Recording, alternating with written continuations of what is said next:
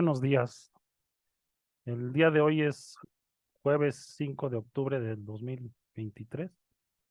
Este es el seminario del posgrado de Ciencia y Tecnología de la Información. Mi nombre es Michael Pasco Choc y me acompaña Leonardo Palacios Luengas, ambos del Departamento de Ingeniería Eléctrica.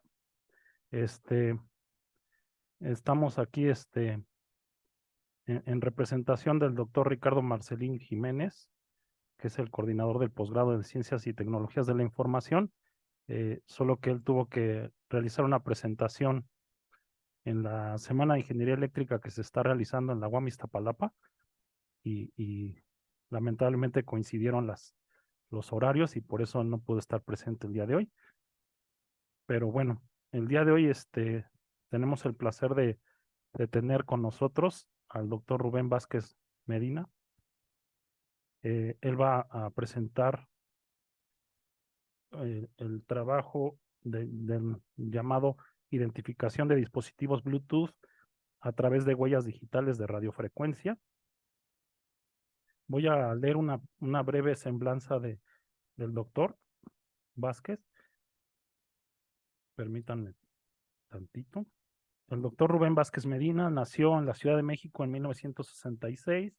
Desde 1989 es ingeniero electrónico por la Universidad Autónoma Metropolitana, UAM. En 1993 recibió el grado de maestría en ciencias sobre ingeniería de comunicaciones eléctricas por el Centro de Investigación y Estudios Avanzados del Instituto Politécnico Nacional. En 2008 recibió el título de doctor por la UAM. En 2011 y 2012 realizó una estancia de investigación en el Centro de Física Aplicada y Tecnología Avanzada, CEFATA, de la Universidad Nacional Autónoma de México, Campus Juriquilla. Actualmente es profesor en el Centro de Ciencia Aplicada y Tecnología Avanzada, CICATA, Campus Querétaro, del Instituto Politécnico Nacional, y de 2006 a 2015 fue profesor invitado en la Maestría en Seguridad de la Información del Centro de Estudios Superiores Navales, perteneciente a la Secretaría de Marina Armada de México. Es miembro del Consejo Editorial de la revista Energy, Ciencia, Tecnología y Gestión. Sus intereses de investigación incluyen los sistemas dinámicos, los sistemas bioinspirados, la criptografía caótica, la esteganografía, la florencia digital, la seguridad de la información, la sostenibilidad energética, las baterías y la captación de energía por medio del ruido ambiental, entre otros. Pues le damos la más cordial bienvenida al doctor Rubén Vázquez Medina y le cedemos la palabra para que realice su presentación de identificación de dispositivos Bluetooth a través de huellas digitales de radiofrecuencia. Bienvenido. Gracias. Muchas gracias, Michael, por la presentación y agradezco a la UAM Iztapalapa el haberme considerado para participar con ustedes en este seminario de investigación. Y bueno, pues también agradezco la presentación y veo algunos nombres y caras conocidos.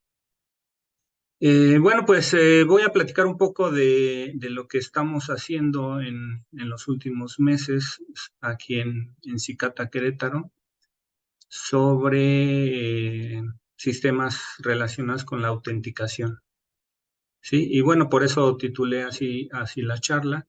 Entonces, básicamente les voy a dar una panorámica de cómo es que hemos ido avanzando y las oportunidades que hemos identificado en este trabajo para continuar desarrollándonos en este tema de investigación. La agenda básicamente son 6 puntos. Comenzamos con la pregunta de por qué identificar dispositivos y de ahí analizamos 3 motivaciones fundamentales. La primera, en el punto 2, relacionada con la autenticación de dispositivos. La otra, hacer una reflexión sobre que estos dispositivos pudieran ser dispositivos de recursos limitados. Y también en relación con que los dispositivos cada vez se convierten en dispositivos de uso personal.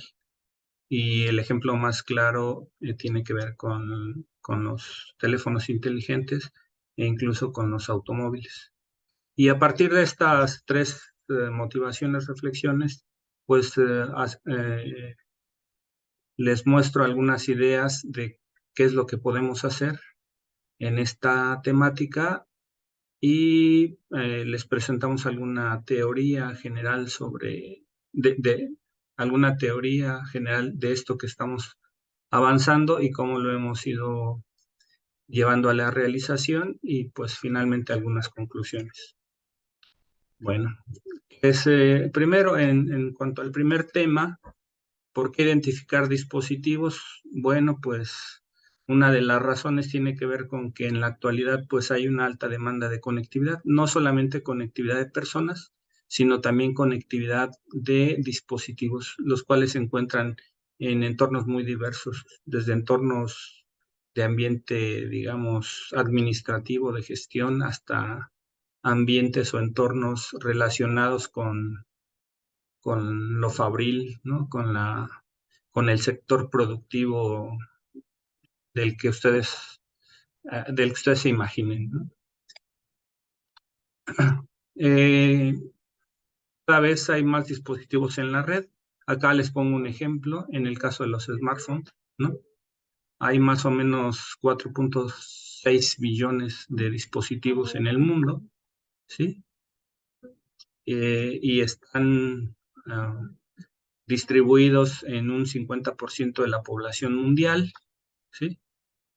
Y en México, en particular, tenemos poquito más de 80 millones de dispositivos. Entonces hay muchísimos dispositivos que demandan conexión, ¿no? Y pues además en este contexto demandan ser identificados, ¿no? No podemos andar sin saber quiénes somos, ¿sí? Bueno, el 92% de estos 80 millones de teléfonos son teléfonos inteligentes, lo que nos permite reconocer que hay dispositivos de alta gama o de alta capacidad que pueden ser usados en las redes de comunicaciones con una conectividad mundial. Ujú. Otros datos importantes, de este total, el 80% más o menos está en zonas urbanas. Y el 58% de las zonas rurales también está cubierto por este tipo de dispositivos. Bueno,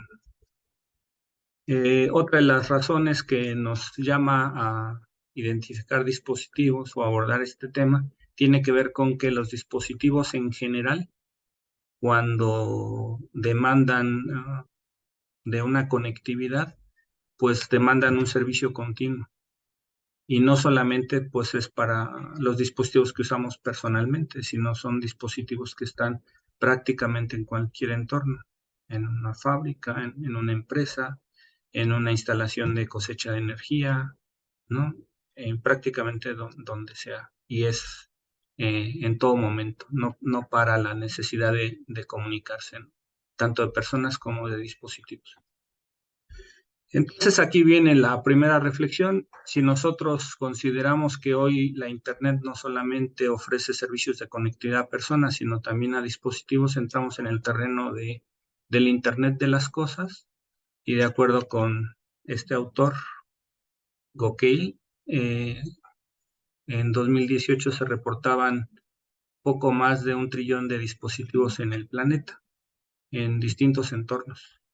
Entonces, pues eso es una razón importante para involucrarse en temas de identificación y de autenticación de dispositivos.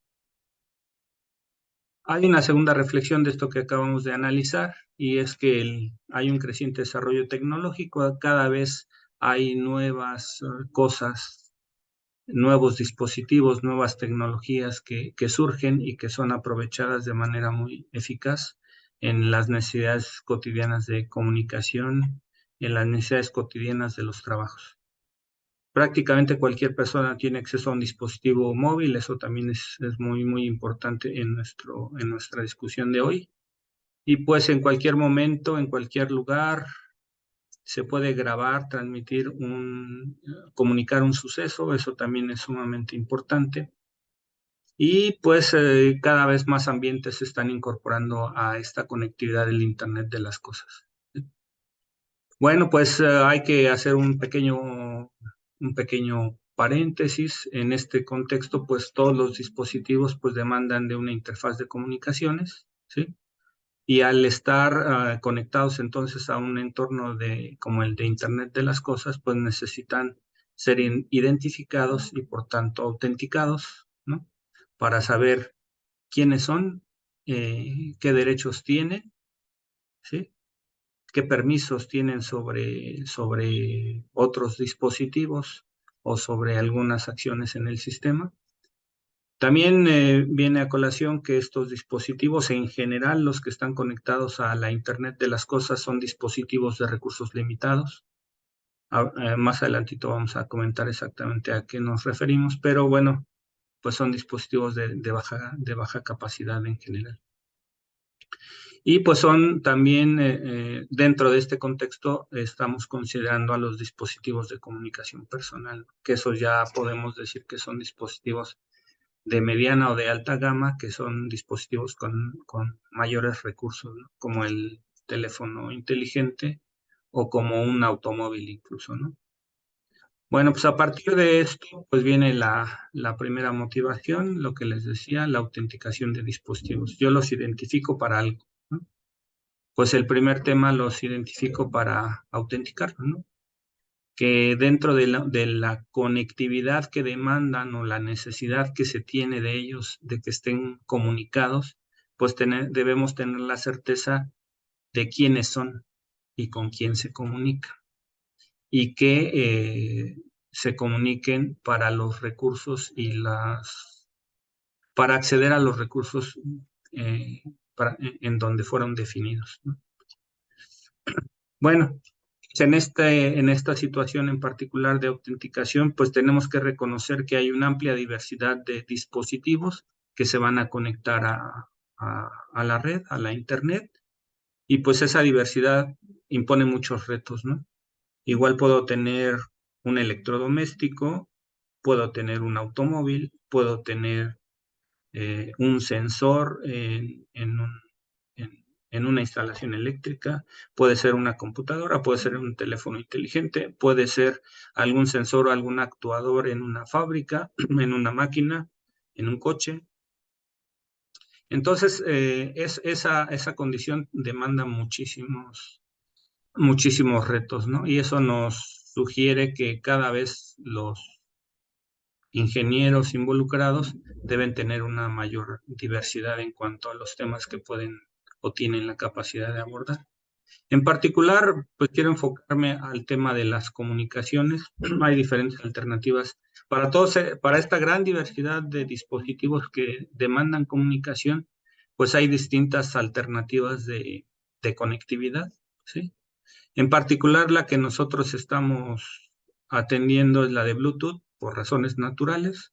Nosotros prácticamente, como les decía, pues el 95% de la gente tiene un teléfono celular y una buena parte de ellos tiene un teléfono inteligente y pues una de sus prestaciones básicas es la conectividad Bluetooth, ¿no? Entonces, pues por ahí estamos trabajando y esto sin descartar las posibilidades de que el tema que les voy a presentar o las cosas que hemos hecho solo queden limitadas a Bluetooth. De hecho, se pueden utilizar en cualquier sistema de radiocomunicaciones. Y al final les contaré que lo estamos usando en otros temas más relacionados con la forencia digital o la forencia en imágenes digitales. Entonces, pues esto impone otro reto, ¿no? No solamente el que tenga muchos dispositivos de diferente naturaleza, sino que dependiendo de las condiciones y de los recursos que tenga cada dispositivo, pues se le va a proporcionar una alternativa específica de comunicaciones, ¿no? Y cada una de estas alternativas pues tiene una condición de operación muy particular, ¿no? Como el Bluetooth, pues es para entornos de limitada distancia, ¿no? Y entre otras cosas. Bueno, pues en este contexto de alta conectividad, donde hay dispositivos muy diversos y donde hay muchas maneras de conectarse a la red, pues no podemos descartar la posibilidad de la existencia y de la acción de los intrusos, ¿no? En la modalidad que ustedes le quieran llamar. El que sea buena persona por demostrar que mi sistema falla, o el que sea malicioso y que realmente me quiera generar un daño económico, un daño tecnológico, un daño a la reputación. Cualquiera de esos esquemas, no lo podemos dejar de lado, ¿no? Los intrusos son una componente, un factor que tenemos que considerar siempre en prácticamente hoy en cualquier sistema. Entonces, pues igual si hay una persona o un dispositivo que maliciosamente se hace pasar por otro, pues ahí ya entra otra vez el tema de la autenticación. Entonces, igual que como lo hemos visto o ustedes lo han revisado en prácticamente cualquier red de comunicación o cualquier dispositivo o cualquier componente que se conecte a través de una red de comunicaciones, pues se demanda de un esquema de seguridad. Nosotros podemos atender básicamente 5 aspectos de seguridad en general. Es la confidencialidad, integridad, disponibilidad, no repudio y autenticación. Algunas aplicaciones demandarán más, otras demandarán menos de alguno de estos 5 componentes de la seguridad, pero y no necesariamente voy a atender todos en alguna solución. Algunos se encargarán solo de la confidencialidad, algunos solo de la integridad, algunos solo de la autenticación, etcétera. Entonces, en general no puedo decir pues que un sistema abarca todas las soluciones de seguridad, todos los aspectos de la seguridad posible. Entonces, pues en este contexto nosotros en particular estamos en el tema de autenticación de dispositivos que se conectan a las redes. Y bueno, pues el esquema más maduro que podemos nosotros considerar en la autenticación, pues es el que demanda una tercera parte, entendiéndose por tercera parte aquel que da una especie de, bueno, propiamente una fe pública de que alguien es quien dice ser. Y esto no solamente aplica hoy día para personas, sino también para dispositivos, para servidores, para aplicaciones, para módulos de software. Entonces es muy importante contar con este componente. El tema que hay cuando uno aborda este tipo de asuntos es que hay definidos algoritmos que demandan muchos recursos en el proceso de identificación para luego poder ser usados en el proceso de autenticación. Entonces, nosotros lo que quisimos abordar es un tema en donde, de la misma manera que se hace con las personas, que pudiéramos hacer algo similar con los dispositivos. Por ejemplo, cuando yo quiero autenticar a una persona, pues le doy un PIN, ¿no? Una clave, le doy un password, un usuario y un password, o le doy un código de barras, o le doy un código QR, o le doy una tarjeta de proximidad, y con eso autentico quién es y en un sistema le doy ciertos derechos de uso o de participación en el sistema. Pero me puedo ir a un esquema un poquito más maduro o más efectivo en términos de reducir las posibilidades de ataques por suplantación, que es el del uso de biométricos. Una tarjeta de proximidad, un código QR, un código de barras o cualquier otro esquema de codificación para identificar y autenticar, pues puede ser relativamente fácil de vulnerar. Pero si una persona utiliza un biométrico, estas posibilidades se reducen mucho, dado que el biométrico es la configuración del rostro, la constitución del iris, la forma de la huella digital, incluso el tono de voz, el volumen, ¿no? La manera de teclear, el ritmo de tecleo en un teclado, ¿no? La manera en que se dice una frase muy particular. Entonces, ya cuando se involucran biométricos, va siendo más difícil el ataque por suplantación. No es imposible, pero es más difícil.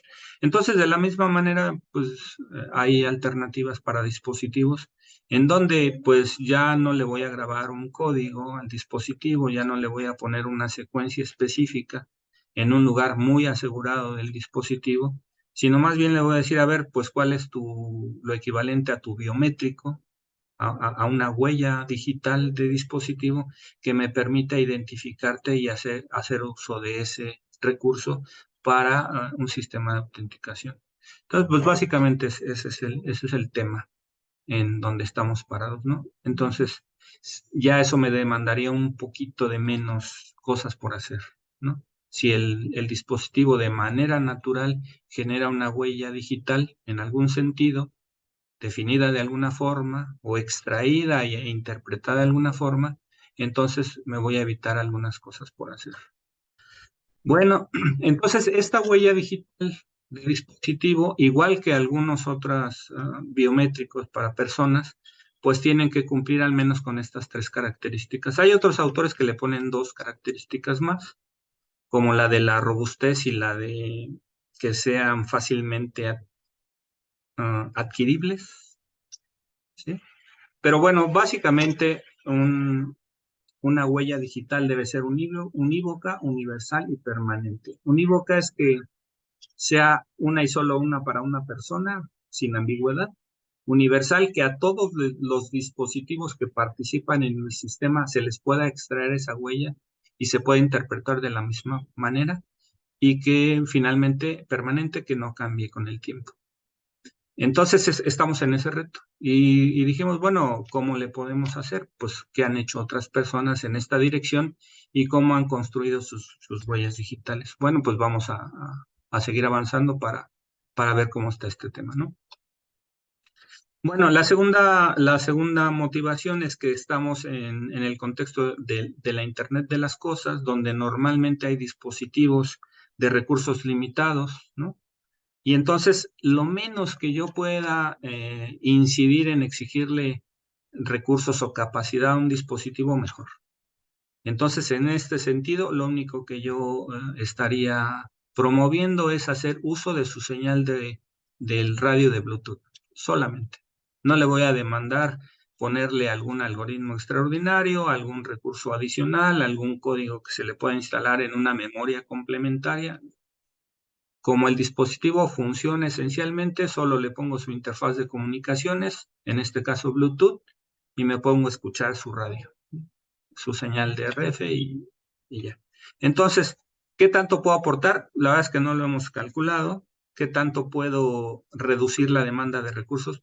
No lo hemos estimado, pero en principio, pues no tengo más que leer su señal de radio y eso ya es una ventaja, no hay cosas por hacer, ¿no? Eso es un tema muy importante. Y bueno, en este sentido, pues hay que tener en consideración que estos dispositivos requieren en general, cuando se les define una interfaz de comunicaciones, pues una arquitectura, ¿no? Y esa arquitectura siempre debe tener en cuenta que pues estamos ante un recurso de capacidades limitadas y eso pues no se puede dejar pasar, ¿no?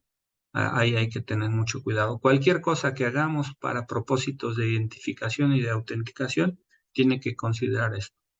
Creemos que la demanda de recursos en estas arquitecturas de comunicaciones cuando se usan huellas de RF es menor. Y bueno, pues hay que ver exactamente en qué lado estoy de la comunicación y qué es lo que tengo que hacer en cada una de estas capas de la arquitectura, siempre considerando que estoy en un dispositivo de recursos limitados. Y bueno, pues ¿a qué me refiero? ¿A qué nos referimos con un dispositivo de recursos limitados? Bueno, es un dispositivo que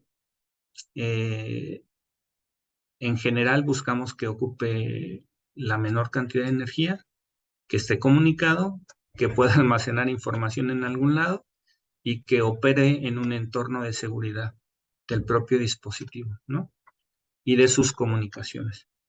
Y además, pues tiene que cumplir con los estándares que ya conocemos de conectividad. O sea, no podemos hacer cosas fuera de ese marco de referencia. Entonces, Cuidado con la energía, cuidado con la seguridad, cuidado con las comunicaciones, atención con el almacenamiento de datos y atención con la compatibilidad y la estandarización. Eso es muy importante.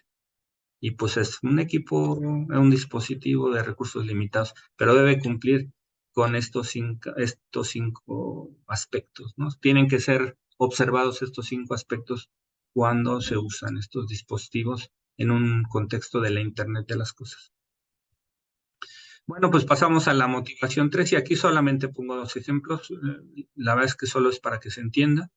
El primero tiene que ver con que los dispositivos son dispositivos personales. Hoy prácticamente un teléfono inteligente pertenece a una persona. Yo reconozco que cada persona tiene un teléfono, entonces el teléfono es personal, es un dispositivo de comunicaciones personal, ¿sí? Y entonces, si igual que en balística, si yo encuentro un arma y sé de quién es ese dueño, puedo asociar cualquier incidente de esa arma con esa persona. Igual en un teléfono celular. Si yo encuentro que este teléfono está asociado con un incidente o un hecho cualquiera, entonces pues encontraré a quién le pertenece seguramente. Obviamente hay cosas que escapan a esta condición, como los teléfonos de prepago, ¿no? Eso pues, eso es inevitable. Pero cada vez más los dispositivos están asociados unívocamente a las personas. Así es, ¿no? Y tan es así que pues cada quien tiene su teléfono y le pone clave, ¿no? Generalmente. Bueno, estos dispositivos cada vez más se están considerando como dispositivos de identificación y de autenticación, ¿no? Y eso lo vemos en el banco, por ejemplo, con la aplicación de Codi, ¿no? Yo puedo utilizar mi teléfono celular como mi monedero que de manera confiable me permite hacer pagos, ¿no? Así, así a distancia, ¿no? Y entonces, pues, este teléfono, al estar asociado directamente con una persona, pues lo puedo utilizar sin mayor problema para autenticar personas. Autentico al dispositivo y en consecuencia autentico a la persona. Ese es otro tema bastante ventajoso, ¿no? Bueno, y si ahora me paso al tema de los coches, aunque es un poquito menos, pero también prácticamente cada vez más un coche le pertenece a alguien. Un automóvil tiene cada vez menos usuarios, ¿no? Conductores, digámoslo así, ¿no? Entonces, muchos de los sistemas de asistencia en el automóvil están asociados al conjunto de usuarios básicos del coche, ¿no? Por ejemplo, ¿no? El radio, ¿no? Cada uno de nosotros puede conectar su teléfono celular a ese coche, pero normalmente te vas a encontrar ya predefinida la carga de los usuarios básicos, ¿no? Papá, mamá, un hijo, 2 hijos, ¿no?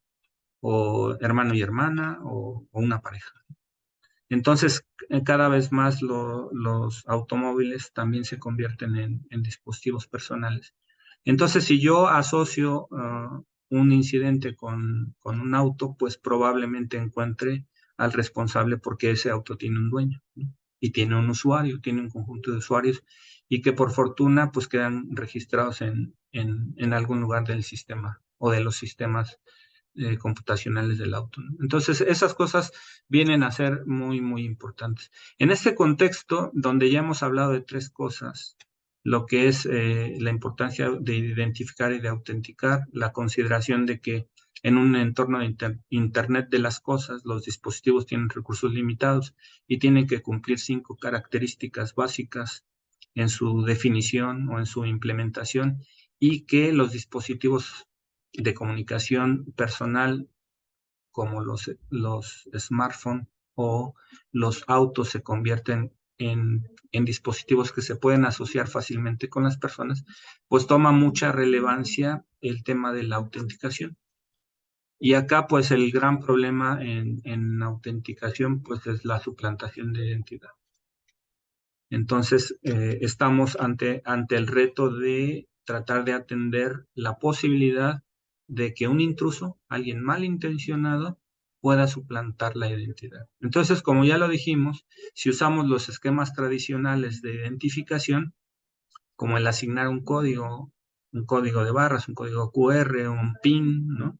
Un usuario password, pues probablemente sea más sencillo suplantar su identidad a que si yo utilizo algo equivalente a un biométrico humano. Entonces, pues hasta acá digamos, la motivación de por qué estamos en el tema, ¿no? Hay muchos retos en esta secuencia de cosas que les he presentado como motivación y que nos ha llevado a trabajar sobre las huellas digitales en dispositivos Bluetooth, ¿no? Muy bien, bueno, entonces, pues ahora vamos a ver qué hay que hacer o qué podemos hacer. Pues bastantitas cosas podemos hacer por esto.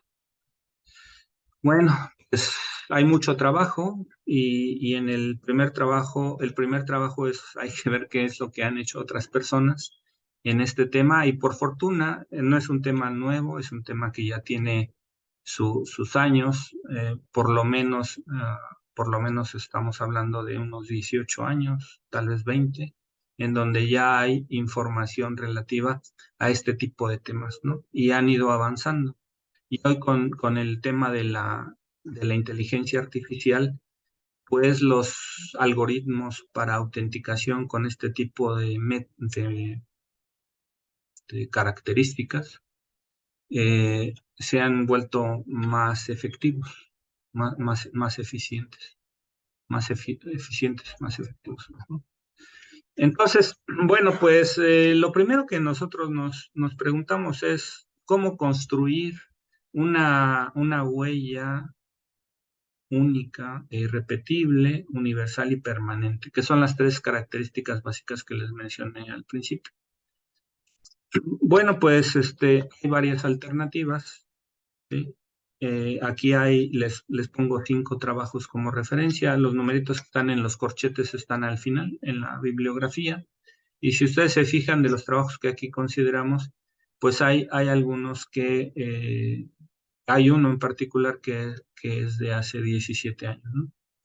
Entonces, pero bueno, hay varios importantes. No sé si se ve a mi cursor, ¿no, verdad? Ok, bueno, No, no vamos se a... ve. No se ve. Ok, en particular, la referencia que se pone como 12, la de Usuduruncan, es la referencia que estamos nosotros considerando como base.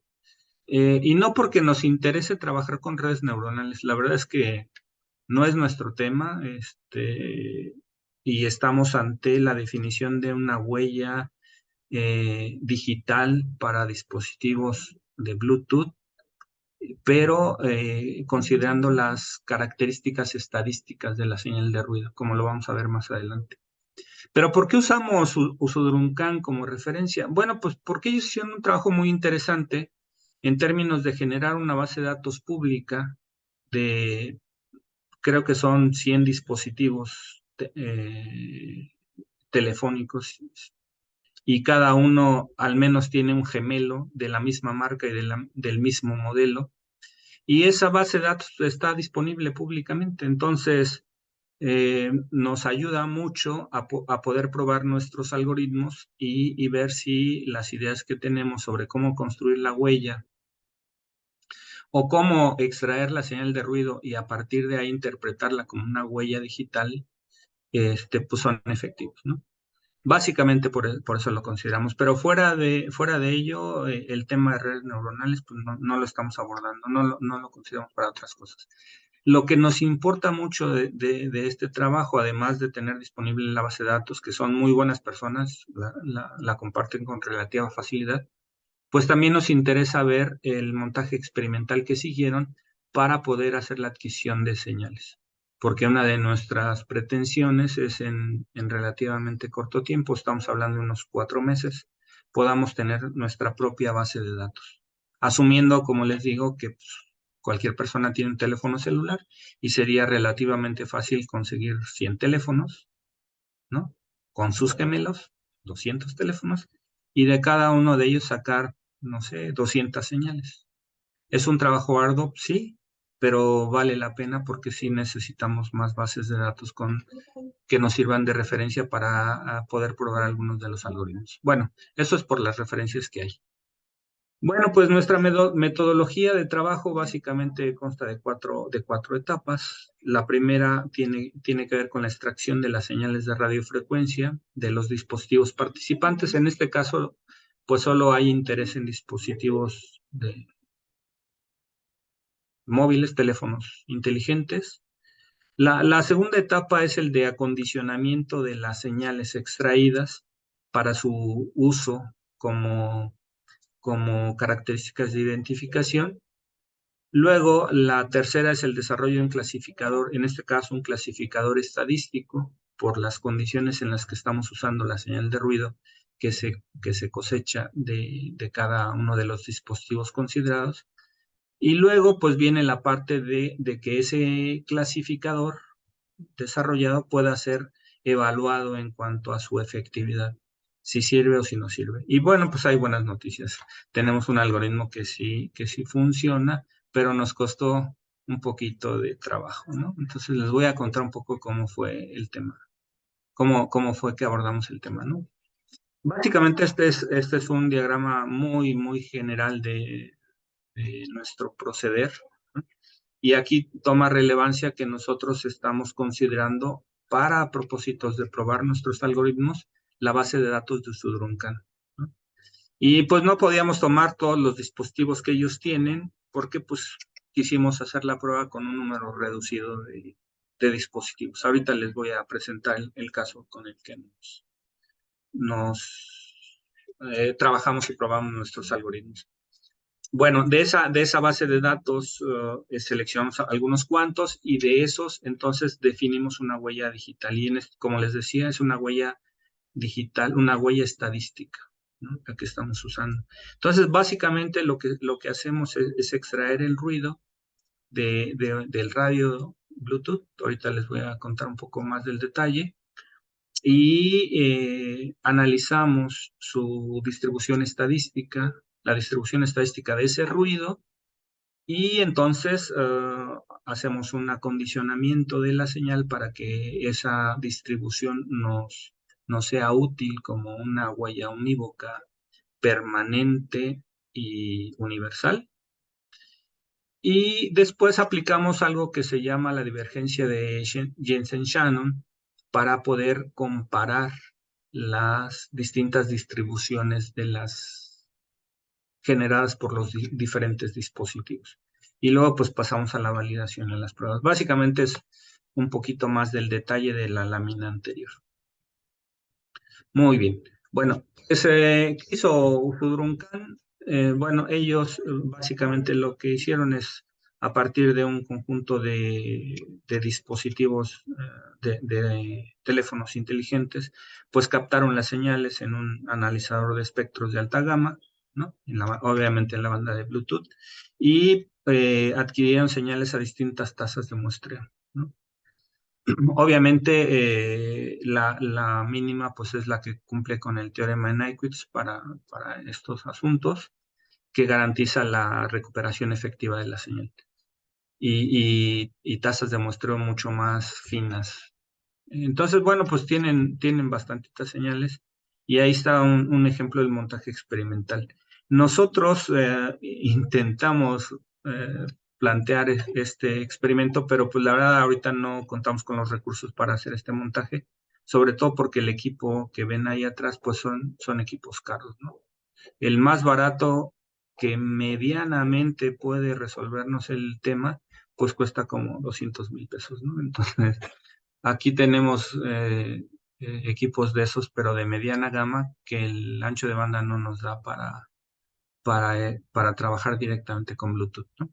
Pero bueno, por fortuna hay alternativas como se las voy a contar. Bueno, entonces básicamente a partir de un sistema así se generaron las señales se cosecharon las señales de ruido de cada dispositivo. Y bueno, pues la señal, aquí nada más estamos graficando la envolvente de la señal recibida.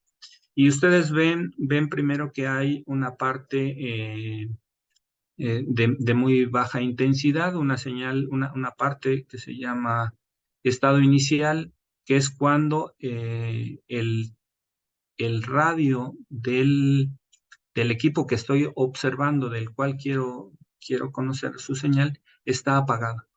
Entonces tengo solamente el receptor encendido, ¿sí? Y cuando ahí donde dice estado transitorio es cuando el radio del transmisor se enciende, ¿sale? Y entonces paso al estado estable. Ahí tengo entonces una forma como esta. Esta solo es la envolvente, les digo, la señal es mucho más complicada, ¿sí? Y entonces, cuando yo tengo el transmisor apagado, tengo el estado inicial, donde solamente estoy escuchando el radio del propio receptor, ¿no? Luego viene la transición, enciendo el transmisor y paso el estado estable, y ahí ya tengo el ruido del receptor con una mezcla del ruido del transmisor. Entonces, si ustedes se imaginan un poco, el estado estable es el que a mí me interesaría observar, porque ahí viene el ruido asociado al transmisor, el ruido asociado al dispositivo que estoy tratando de caracterizar. Bueno, esta gráfica es les digo, muy simplificada, porque solamente considera el envolvente. Y bueno, aquí hay varias cuestiones que tener en cuenta, y la más importante es decidir dónde empieza el estado transitorio y dónde termina, ¿sí? Para poder entonces definir con qué trabajar. Usudroncan trabaja con el estado transitorio, es una cosa muy curiosa. Ellos trabajan con el transitorio y nosotros trabajamos con el estado permanente o el estado estable. Y eso nos da muchas ventajas. Bueno, pues entonces, a partir de trabajar solo con la señal del estado estable, nosotros planteamos un modelo de ruido en donde eta es el ruido cosechado directamente de Bluetooth, o sea, el ruido que viene del receptor en el estado estable, y asumimos que ese ruido tiene el ruido del receptor mezclado en forma multiplicativa con el ruido del transmisor y asociado a un ruido aditivo también del transmisor. Entonces, a partir de ahí nosotros trabajamos y decidimos tratar de extraer eta del receptor, ¿no? El ruido del receptor, y con eso trabajar. Entonces, bueno, después de algunas cuestiones algunas operaciones, digamos, sobre la señal que estamos cosechando, a partir de este modelo de ruido, pues extraemos el ruido del receptor. Luego de ese ruido del receptor, calculamos su distribución estadística con una aproximación dada por la frecuencia relativa, como siempre se calcula, ¿no? Aquí no hay mayor trámite. Cuento el número de veces que la señal visita un intervalo, y el número de intervalos está asociado a qué tan fina quiero que sea esa representación. Y bueno, pues a partir entonces de una aproximación dada por la frecuencia relativa, calculo la distribución estadística de esa señal de ruido del receptor, ¿sale? Y pues me da una cosa así, es una cosa muy curiosa que dé en forma de U. Entonces es una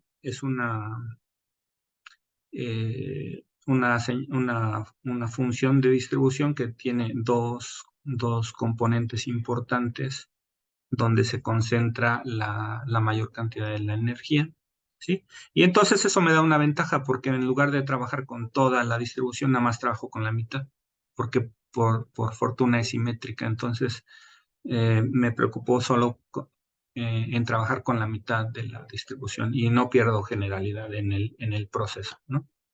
Y bueno, pues una vez que ya planteo, como les acabo de contar muy simplificadamente, mi sistema, la manera en que voy a identificar un dispositivo a través de la distribución estadística del ruido de su transmisor, entonces ya seleccioné de la base de datos de Usudroncan estos 8 dispositivos.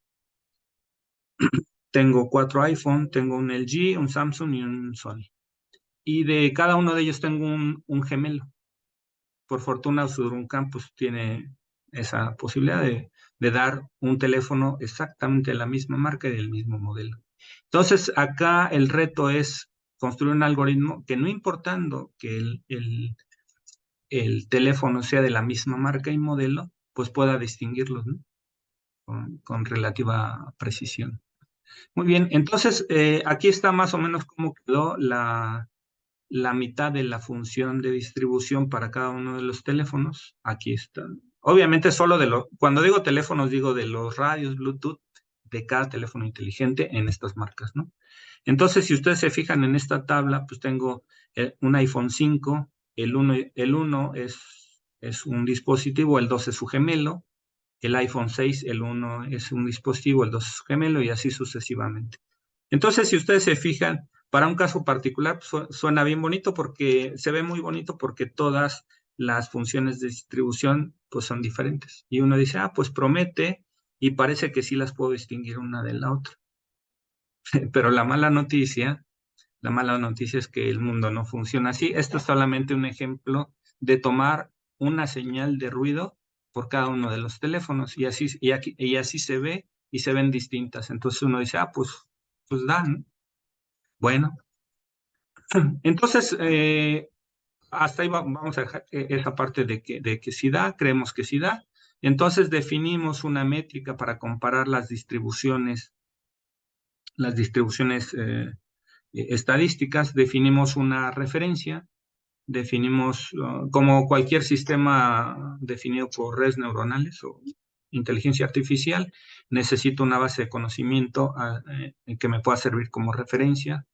En este caso, yo defino una huella digital patrón por cada teléfono y esa va a constituir lo que sea Q, que es la referencia, y cada teléfono cuando quiera validar su autenticación, lo comparo contra esa referencia. ¿Y cómo lo comparo? Pues utilizo la divergencia de Jensen-Shannon. Esta divergencia de Jensen-Shannon es llamémosle, es la versión cómoda de la divergencia de Kullback-Leibler. La divergencia de Kullback-Leibler, si uno no tiene cuidado cuando la programa o cuando la implementa, pues por ahí hay una división por cero y hay una función logaritmo que te lleva a algunas indefiniciones. Entonces, al aplicar Jensen-Shannon, esos problemas de implementación prácticamente se eliminan. No hay tema con que haya un desbordamiento por una división por cero, por el cálculo de intentar calcular el logaritmo de un número negativo. Y las cosas funcionan más o menos bonito, ¿no? Entonces, pues esa usamos, hay muchas otras, pero esta nos gustó porque tiene las propiedades de ser simétrica y de ser la versión bondadosa de Kullback-Leibler, ¿no? Muy bien, entonces, en el primer experimento, pues nuestro algoritmo funciona, pero tiene una efectividad muy pobre, ¿sí? La diagonal, perdón, la columna donde dice las señales es lo que yo tengo como referencia y donde dice perdón, son las señales de cada dispositivo y en las columnas siguientes del 1 al 16 son las huellas patrón, ¿no? Son los patrones de referencia. Entonces, cuando me pongo a comparar, pues ahí me va diciendo en promedio cuál es la semejanza, ¿no?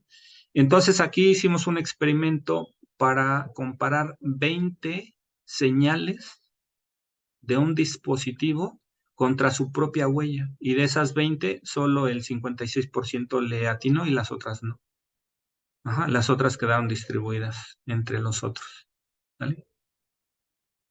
Y así con los demás, ¿no? Entonces, cuando yo hago el cálculo de la efectividad promedio, pues, reviso la diagonal como me quedó y pues me da un número muy bajito. Y pues empezamos a sufrir, dijimos, las cosas no funcionan, aun cuando esta gráfica se ve muy prometedora, pues vamos a ver qué pasó, ¿no? Y la verdad es que cuando nosotros calculamos la distribución estadística de muchas señales del mismo dispositivo, notamos que había mucha dispersión, ¿sí? Y llegamos a la conclusión de que en cada muestra adquirida, en cada señal adquirida, no se tuvo cuidado de mantener la misma distancia en la adquisición de la señal. Entonces, aplicamos una ecualización, digamos, de la señal para hacer suponer que todas las señales están adquiridas a la misma distancia del transmisor del receptor y entonces las señales nos quedan con mucho menos dispersión. Cuando yo veía, por ejemplo, acá 3 señales del mismo dispositivo, notaba mucha dispersión y cuando hacía digamos, esta ecualización, pues ya las funciones de distribución se empalmaban muy bonito y quedaban muy bien hechas para comparar, ¿vale? Entonces, después de haber hecho ese ajuste de haber hecho esa ecualización de las señales, pues ya nuestro algoritmo tiene una efectividad del 99%. Y aquí solo hubo un error importante con el dispositivo 11 y su gemelo. Entonces, perdón, no, con el dispositivo 12 y el 7, perdón, discúlpenme. Ahí hubo confusión. Pero pues ya estamos teniendo buenas noticias. Entonces, eso ya fue muy importante para nosotros. ¿Vale? Bueno, ¿qué otras cosas podemos usar para comparar distribuciones? Pues hay otras que nos estamos interesados en explorar, que es la distancia de Mahalanobis.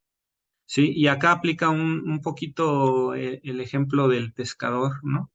Si yo soy un pescador y quiero clasificar, no sé, de toda mi pesca quiero clasificar salmones, por decir algo, ¿eh? Salmones, y solamente me fijo en la longitud y no me fijo en el ancho, ¿sí? Entonces probablemente voy a tener muchos errores, ¿sí? Pero si soy el mismo pescador y en vez de solo observar la longitud, observo el ancho y observo el peso, entonces ya tengo más información del sistema y puedo clasificar con mayor efectividad a mi pesca, ¿no? Entonces puede ser que en el primer caso, cuando solo me fijo en la longitud, pues tenga una anguila, ¿no? O tenga un pez globo y lo quiera hacer pasar por salmón, porque sí dio el tamaño, ¿no? Que me interesa. Entonces, en el caso de la distancia de Mahalanobis se toman muchos más atributos, mucha más información del sistema y me permite hacer una comparación más efectiva. Entonces, es donde estamos ahorita, es donde estamos explorando ahora y nos han dado algunos buenos resultados, ¿no? Preliminares que pues hoy no presento. Si alguien tiene interés, pues ya podemos platicar más adelantito. Bueno, y entonces, pues, las conclusiones, creo que voy más o menos a tiempo.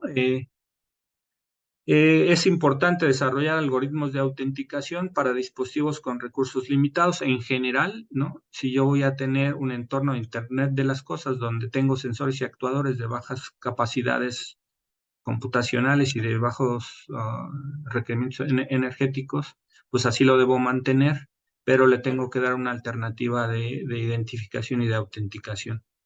Y pues en ese contexto se demanda de especialistas que sepan de análisis y procesamiento de señales, que nos puedan ayudar a construir este tipo de algoritmos y que sean menos complejos o menos complicados de implementar, pero igualmente efectivos que los basados en redes neuronales y en inteligencia artificial. Bueno, y en este tema de las huellas digitales de dispositivos, pues es importante observar que aquí estamos en Bluetooth, pero podemos trasladarnos a cualquier otra banda de frecuencia y podemos aplicar el mismo proceder sin problema. Solo cuidando que las huellas digitales que se definan sean únicas, universales y permanentes al menos, ¿no? Lo otro también es importante, obviamente, pero esto es sustancial. Bueno, pues aquí algunas referencias bibliográficas que fueron enunciadas, algunas que no están aquí en la lista fueron indicadas en los pies de páginas de las láminas, ¿no? Y pues hasta aquí llega mi presentación. Les agradezco mucho su atención y espero que sea de utilidad. Muchas gracias, doctor. Una presentación muy, muy interesante y muy clara. Ahora quisiéramos pasar a, a plantearle algunas preguntas por parte del auditorio o lo que conlleva esto. No sé cuál es la palabra más adecuada de los presentes tampoco, porque no están presentes como tal, Sí, pero adelante, con gusto. Gracias. no sé si alguien de los que están aquí conectados en este momento quiera plantear alguna pregunta o alguna duda que le haya surgido a partir de la presentación del doctor Vázquez Medina.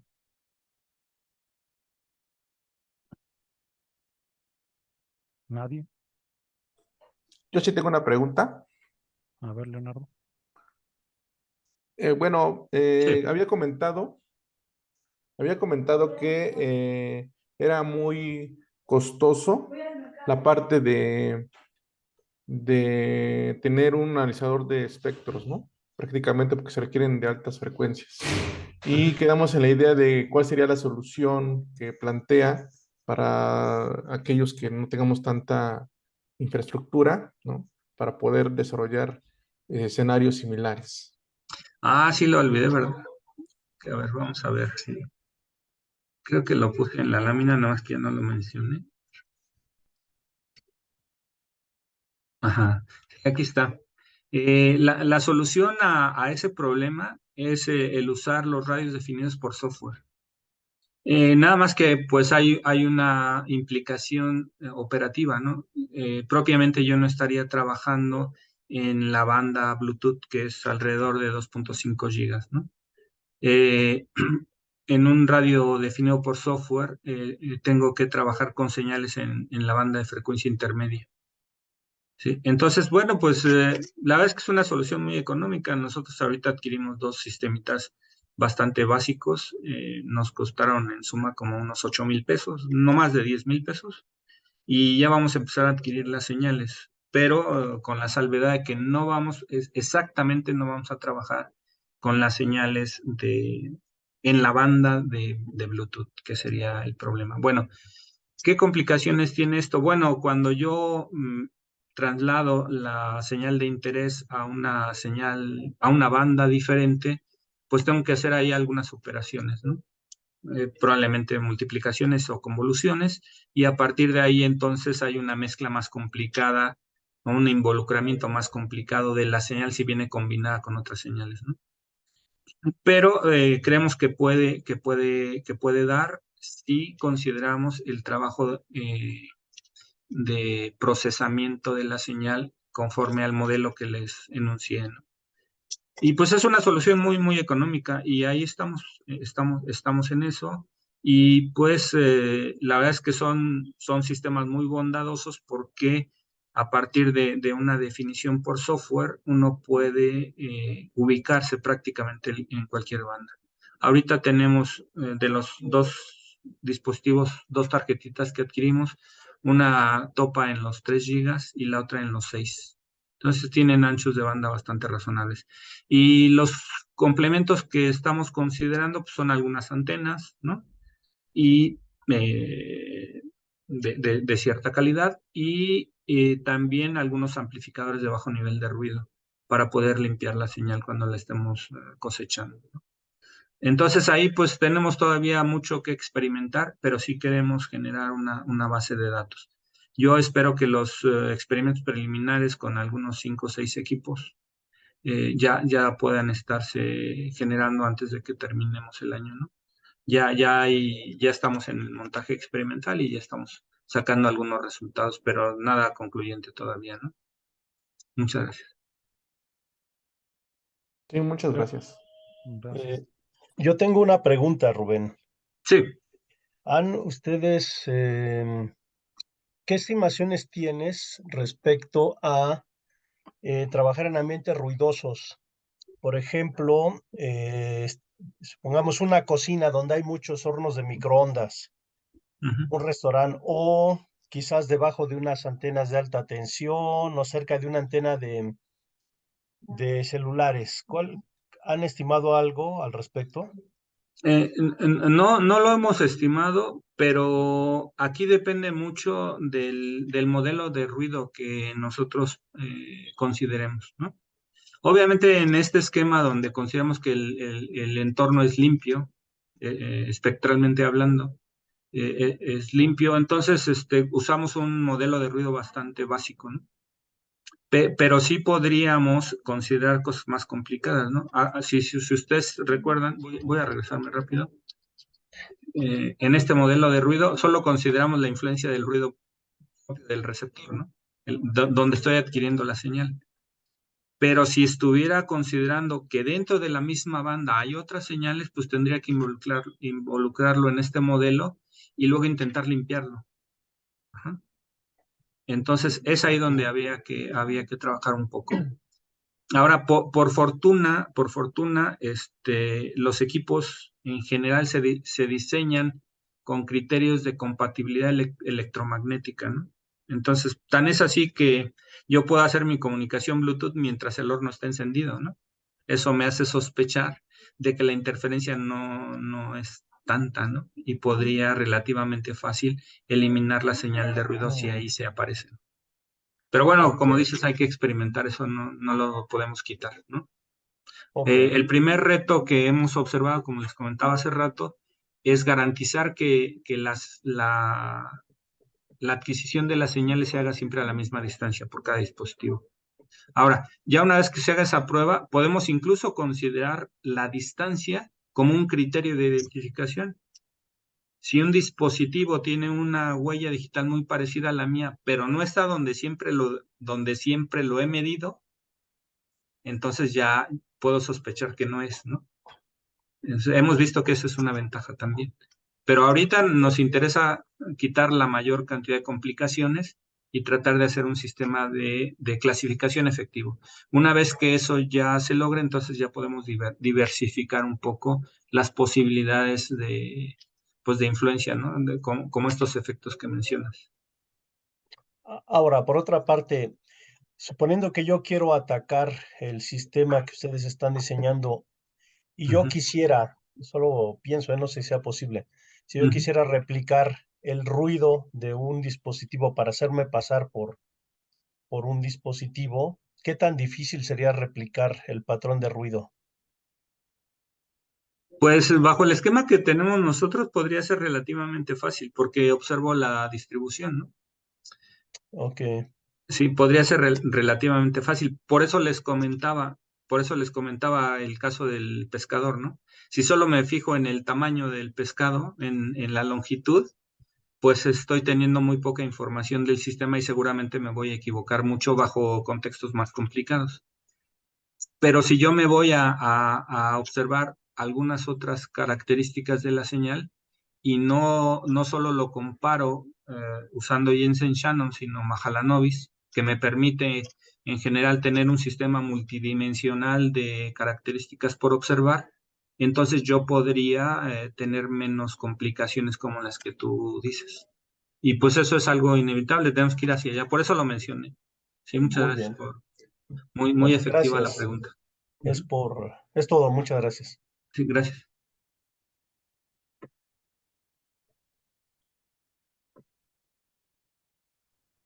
¿Alguien más quiere plantear alguna pregunta, alguna duda? Perdón, es que mi micrófono luego no se escucha bien. Decía si alguien quería plantear alguna otra pregunta. Luis, ¿ibas a preguntar algo más? No. Gracias. Nada más una observación, en la parte de la cantidad de dispositivos, creo que habría que revisar los dispositivos que existen en la actualidad. Yo creo que las cantidades están en inglés, porque billions en inglés son billones, pero al traducirlo al español son miles de millones, y trillions son billones en español. Ok, sí, gracias. Luego ocurren ese tipo de confusiones porque en inglés manejan otra escala numérica. Digo, es una observación tal vez un poco irrelevante, pero No, sí, muchas gracias, lo tengo en cuenta. digo, de todas maneras son una gran cantidad de dispositivos y que se espera que vaya creciendo con el advenimiento del Internet de las cosas y todo este tipo de sistemas, ¿no? Sí, bueno, aprovecho para comentar que en el caso de llevar todo esto a una implementación en un sistema de autenticación que pudiera ser aplicable, hay que tener en cuenta que se deben definir reglas, ¿no? y normalmente los entornos son de un universo muy limitado de dispositivos. Ajá. Entonces, por ejemplo, yo quiero definir un entorno de Internet de las cosas en un ambiente de producción en una fábrica. Pues a lo mejor estaré hablando de 100, 200 dispositivos y mi sistema de autenticación tiene que dar para esas capacidades, ¿no? En general no estaré hablando creo que de mucho más, ¿no? En un entorno de una casa con electrodomésticos, por ejemplo, pues estaré hablando de no más de 50, digamos. Entonces, eso es ya tema de la implementación del sistema una vez que el clasificador funcione bien, ¿no? Eso ya se lo dejaremos a otras personas. A lo mejor a Luis le interesa o a Leo ver esa parte, pero sí, toda esa parte de las reglas del sistema de autenticación debe tener en cuenta el número de dispositivos a autenticar como dispositivos válidos, los recursos a los que tiene acceso y los horarios en los que tiene posibilidades de acceder a esos recursos. Ok. Pues sí, muchas gracias por la presentación. Gracias a ustedes. La verdad, un honor volver a la UAM a platicar un poco de lo que hacemos ahora. Gracias. No, pues muchas gracias a usted y a todos los presentes por sus interesantes preguntas. Aquí Esther nos dice que gracias por la presentación.